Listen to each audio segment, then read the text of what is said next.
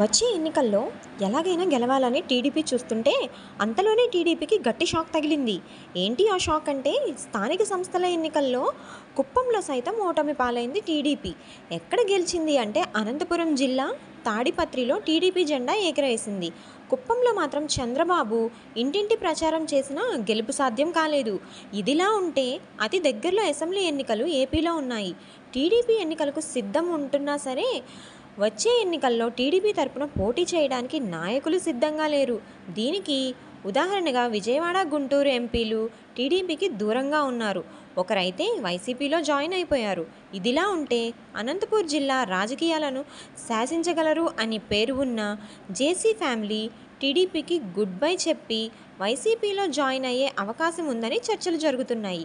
ఏదేమైనప్పటికీ 2019 ఎన్నికల్లో ఈ ఫ్యామిలీ నుంచి ఇద్దరు యువ నాయకులు పోటీ చేసి ఓటమి పాలయ్యారు. అప్పటి నుంచి ఈ యువ నాయకులు రాజకీయాలకు కొంత దూరంగా ఉన్నా జేసీ ప్రభాకర్ రెడ్డి మాత్రం రాజకీయాల్లో యాక్టివ్గా ఉన్నారు.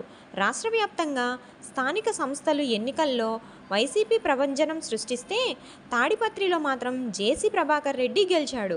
అప్పటి నుంచి రాష్ట్ర నాయకులు మొత్తం సైలెంట్గా ఉంటే జేసీ ప్రభాకర్ రెడ్డి మాత్రం ఏదో రకంగా వైసీపీ ప్రభుత్వంపై పోరాటం చేస్తూనే ఉన్నాడు.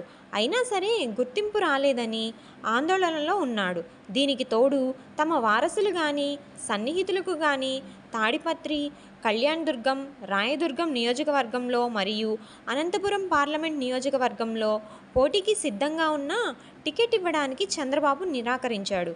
దీంతో ఉమ్మడి అనంతపురం జిల్లాలో 8 చోట్ల తమ ప్రభావం ఉందని భావించిన జేసీ కుటుంబం టీడీపీలో గనుక ఉంటే తమను నమ్ముకున్న వారికి న్యాయం చేయలేమని భావించి టీడీపీకి గుడ్ బై చెప్పి అధికార పార్టీలో చేరమని తమ అనుచరుల నుండి ఒత్తిడి పెరిగిపోవడంతో ఏం చేయాలో దిక్కుతోచని స్థితిలో జేసీ బ్రదర్స్ ఉన్నారు.